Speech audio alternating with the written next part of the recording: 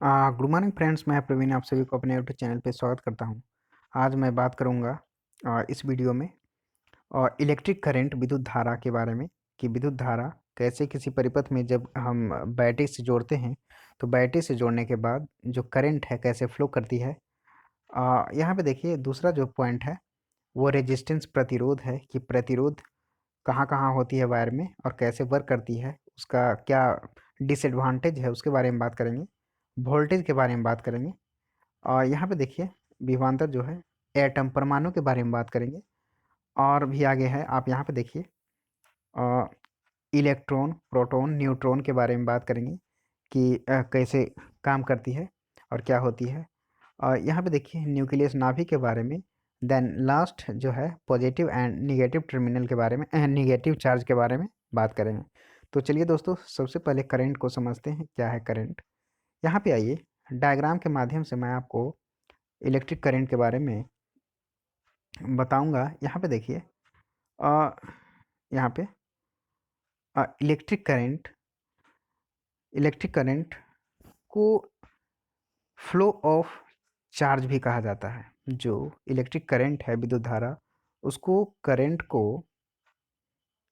को flow of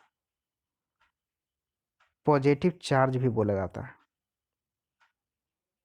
ठीक है, अब यहाँ पे देखिए, थोड़ा सा मैं आपको बड़ा करके दिखाता हूँ इसमें। यहाँ पे देखिए हमने एक धातु की एक प्लेट ली है यहाँ पे, और इस प्लेट के अंदर में इलेक्ट्रॉन का फ्लो हो रहा है, वो शो कर रहा है रेड एरो में के द्वारा। और यहाँ पे देखिए हमने एक सेल लिया है, बैटरी लिया है, और ये जो आप देख रहे हैं ये क्या है, करंट है। करंट को शो कर रही है, जो रेड वाली जो एरो है करंट को शो कर रही है।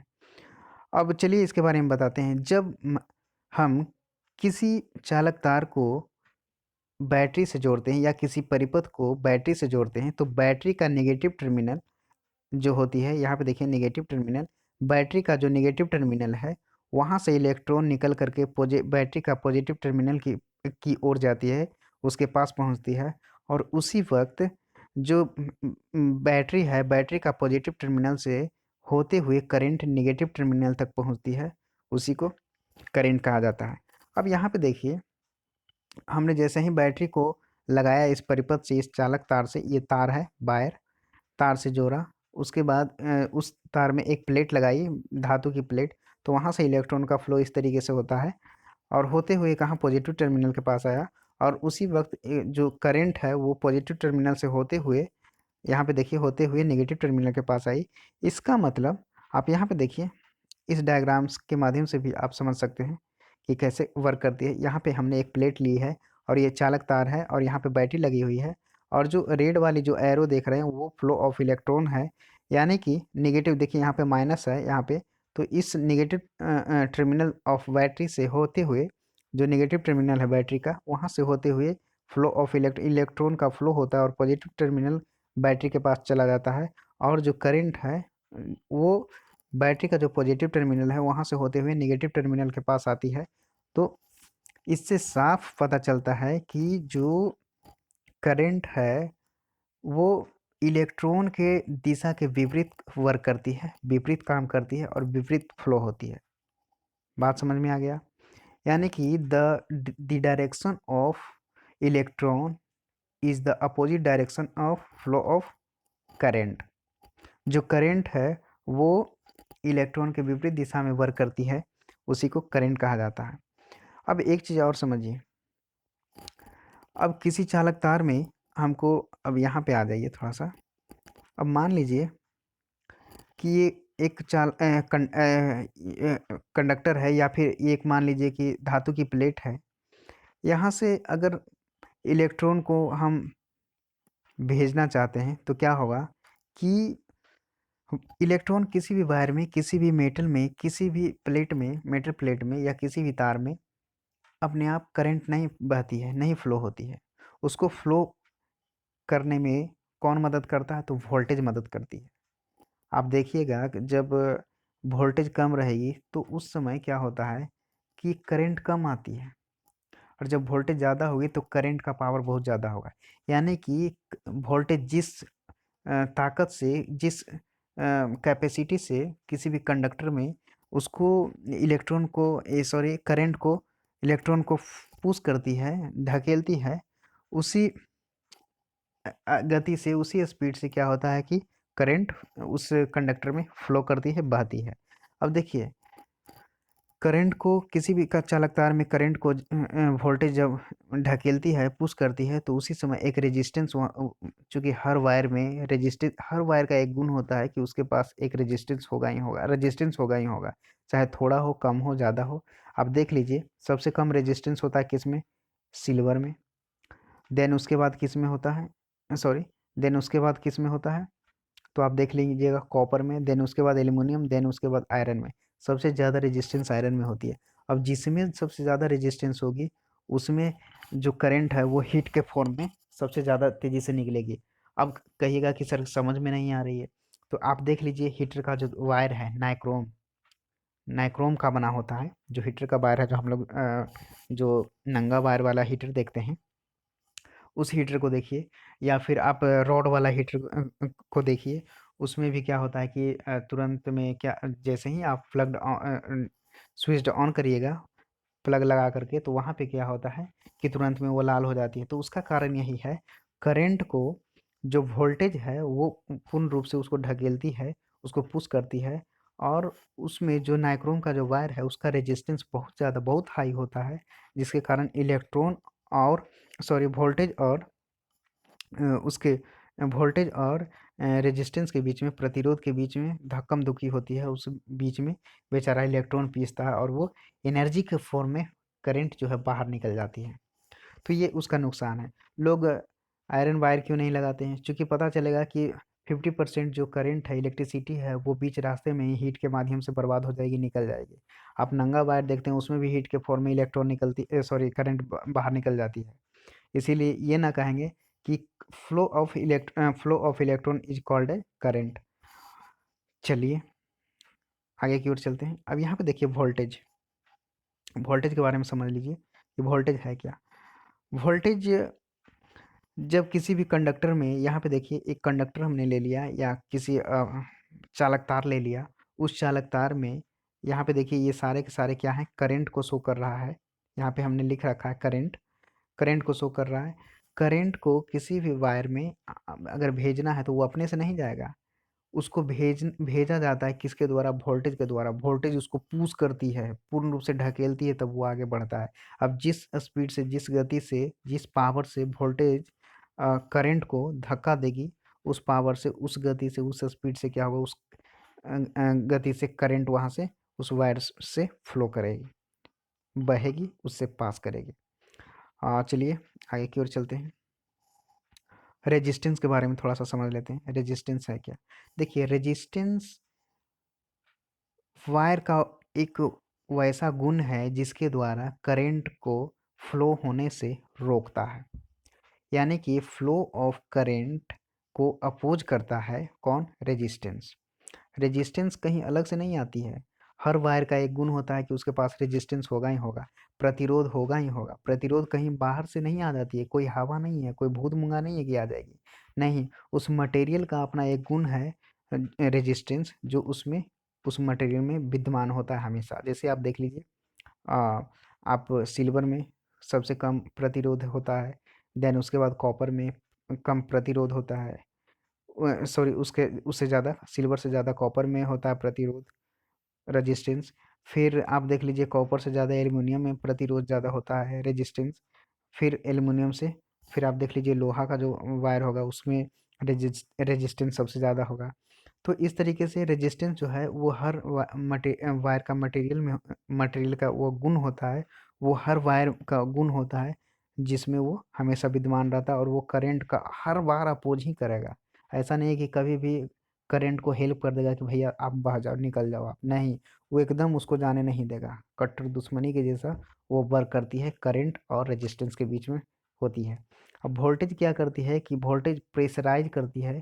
जितना ज़्यादा वोल्टेज रहेगा, करंट को उतनी तेज़ी से फ्लो करवाएगा और वहाँ पे रेजिस्टेंस कमज़ोर हो जाएगी। तो रेजिस्टेंस का यही वर्क है। अब देखिए मैं एक बताता हूँ आपको फॉर्मूले से। यहाँ पे देखिए V is equal to sorry V is equal to I R. आप समझ रहे हैं, ये वोल्टेज है, ये आई क्या है, करंट है, और ये प्रतिरोध रेजिस्टेंस है। तो आई बराबर क्या हो जाएगा, V बाई आर। अब देखिए जब करंट आप बढ़ाइएगा तो आपका वोल्टेज भी बढ़ेगा, है, यानी कि V directly proportional sorry I directly proportional V और इन्वर्सली प्रोपोर्शनल R की होती है। यानी कि करंट बढ़ाएंगे तो वोल्टेज बढ़ेगी, वोल्टेज बढ़ाएंगे तो करंट बढ़ेगी। लेकिन जैसे ही आप करंट बढ़ाइएगा तो रेजिस्टेंस घटेगी, और रेजिस्टेंस बढ़ाइएगा तो करंट घटेगी, है ना। आई बराबर V बटे आर। जब करंट को वोल्टेज के द्वारा पुश किया जाता है, ढकेला जाता है, तो उसको अपोज करने वाला कौन होता है, रेजिस्टेंस, प्रतिरोध। अब देखिए जब हम करंट को बढ़ा देंगे तो रेजिस्टेंस वहाँ पे प्रतिरोध कम जाएगी उस वायर। जब किसी भी वायर में हम करंट को फ्लो कर रहे हैं और करंट की जो स्थिति परसेंटेज है उसको हम बढ़ा देंगे करंट को, तो वहाँ पे जो प्रतिरोध है, रेजिस्टेंस, वो कम जाएगी उस वायर में। तो करंट को बढ़ाने के लिए हमको क्या करना पड़ेगा, वोल्टेज को बढ़ाना पड़ेगा। वोल्टेज को बढ़ाएंगे तभी तो ज़्यादा तेज़ी से उसको धक्का देगा किसी भी वायर में करंट को। और जब धक्का ज़्यादा तेज़ी से देगा तो जो आपका करंट है आई, वो ज़्यादा तेज़ी से आगे बढ़ेगी। जब ज़्यादा तेज़ी से आगे बढ़ेगी तो यहाँ पे रेजिस्टेंस कमज़ोर हो जाएगा। यानी कि करंट बढ़ाएंगे तो रेजिस्टेंस कम जाएगा, और रेजिस्टेंस बढ़ाएंगे तो करंट कम जाएगा, और करंट अगर बढ़ाएंगे तो वोल्टेज बढ़ेगा, सॉरी कमेगा, और करंट बढ़ाएंगे तो वोल्टेज बढ़ेगा।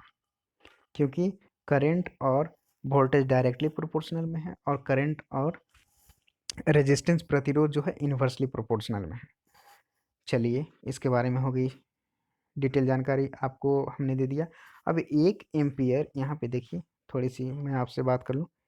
जब हम लोग को करंट लगती है तो 1 सेकंड में ही हमारे जो बॉडी है उसमें कितना इलेक्ट्रॉन फ्लो हो जाती है, जो देखिए घुस जाती है। 1 एम्पियर बराबर होता है 6.25 इंटू 10⁻18 इलेक्ट्रॉन पर सेकेंड।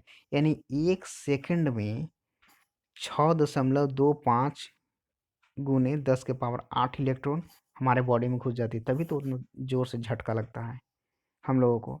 अब देखिए सिंगल वायर, अगर मान लीजिए इस तरीके का वायर है, इस तरीके का सिंगल वायर है, इसको बोलते हैं फेज, जिसमें पावर जाती है। अब यहाँ से अगर ये लौट गई तो इसको न्यूट्रल बोलते हैं।